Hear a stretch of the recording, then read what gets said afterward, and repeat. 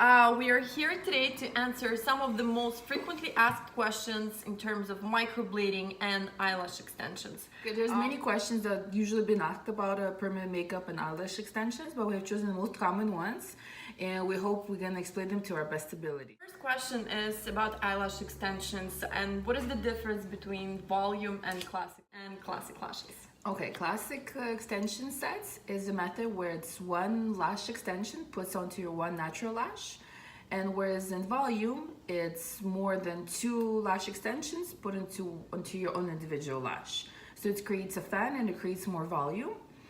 And classic, it's more for a natural look. So just to create more length, and volume, it's for drama and for those girls who like fluff and more volume on their lashes.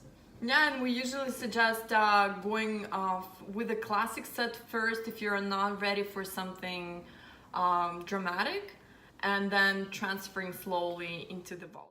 Okay, now we have a question for Victoria. What is the difference between powder brows and microblading?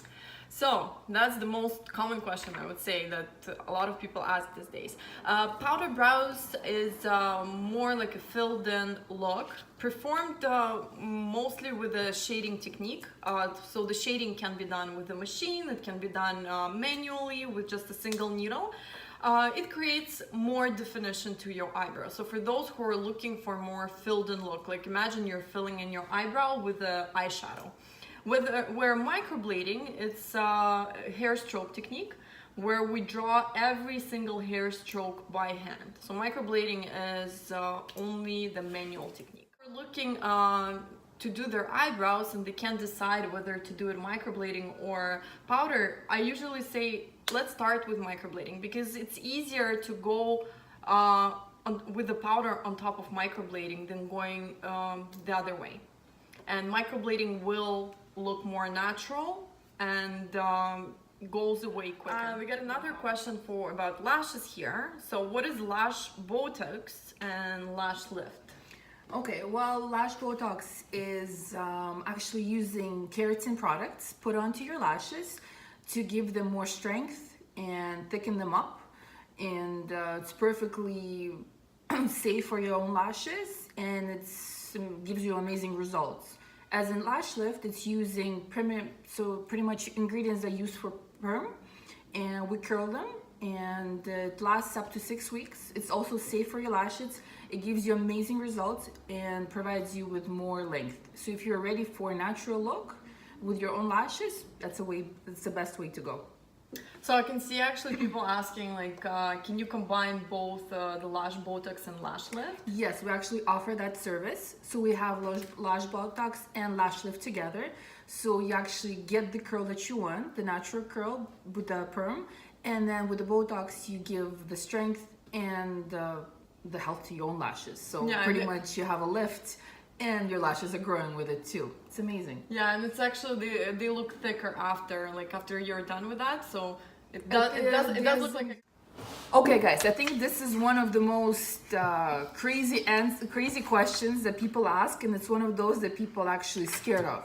And I think Victoria is gonna be the pro to answer it for us. Will microblading ever leave scars? Absolutely no. So as I always say, in bad hands, like if the person doesn't know how to use a pencil, they can leave a scar with a pencil on your eyebrows. And if performed properly, microblading should not leave a single scar on your eyebrow. It will fade away within year to year and a half. If you don't do a touch-up within a year, it will go away completely.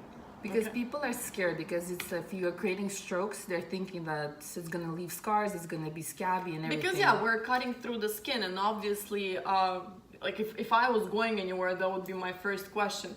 Are they gonna scar my eyebrows? Is my own hair on the eyebrows are gonna fall off? No, absolutely not. And that's not what microblading is about. It has to be done superficially on top layer of the skin. It should not last them years. It should not look black. That's the whole point of making it look as natural as possible. I think that's what we also stress about is actually when you're going to see any professionals or going to any salons, look for before and after photos. Because then that would give you field results. Yes, field results. Yeah. Because that will give you a better idea of what's to come and what's going to be your results. No, because anybody basically can show you a result right after, which is going to look nice, but You have to see the heel result, heel right? result that was decides whether the professional is a true professional or they're just. Okay, next question about lashes. Will eyelash extensions ruin my own lashes? You know what? It's one of the most common questions I always hear, and it will absolutely not ruin your own lashes. If it's done properly and it's done with care, and if we follow your own natural lashes, and meaning we look at your, when you come in, you have to get, your lashes has to be examined. So we have to see how thin they are, how separate they are from each other. So all that has to be put into consideration when choosing the proper lash extensions for your lashes. Because some people can get away with more, and some people have to go more natural. So it's all about the technique, and it's all about the experience and professionalism of the technician. And it's important, I stress about that, you have to go to professionals and they have to examine your lashes. Because if it's not done properly, they might just not grow anymore and they're gonna start to fall off. But they don't ruin your lashes. If it's done properly, it's done properly, and your lashes is gonna look fabulous for years to go. All this craziness that's going on with microblading and powder eyebrows, how long would you say it lasts? It should not be there forever. It should not be stuck in your skin. Maximum, they should last 2 years. And is there a difference between powder and microblading with regards to how long they stay? No, there should not be any difference, because these days how we do microblading and permanent makeup, like with the powder technique, we deposit the pigment into the top layer of the skin to make sure that it fades away gradually. It's not going to change the color within years. Choose your pigments also properly. Make sure you do your research, you see the pigments at work, see how they heal throughout the years, not only how they heal in 1 year, but how they fade away. Okay, one of the questions is about actually one of our courses that we provide here at HD Beauty. As you know, we do teach permanent makeup, microblading, lash extensions here. And one of the girls was asking, can someone learn how to do eyelashes in 2 to 3 days and perfect the skill? At our courses, we provide you with a solid base, and we provide you with the solid skills to start your career. We provide you models, we help you with them, you practice on them. But guys, it's all about the practice.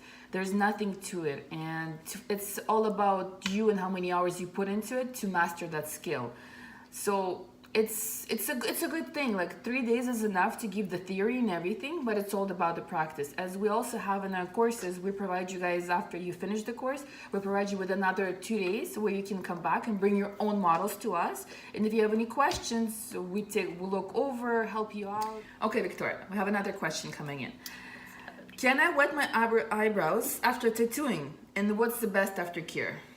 Okay, so a lot of the times I hear the client comes in and after we're done with the procedure, I tell them, wash your eyebrows twice a day, morning and night. And their eyes go like this. I can wet them. Yes, in fact, you have to treat it like an open cut on your hand. You want to keep it clean, you want to keep it safe, and also put antibiotic ointment on it. It will not draw the color off. The color is already trapped in there, in the skin. And even if it does lighten up a bit, you're coming back for a touch-up in 5 weeks, and we're gonna fix that color. But please, please, please keep it clean. Wash them.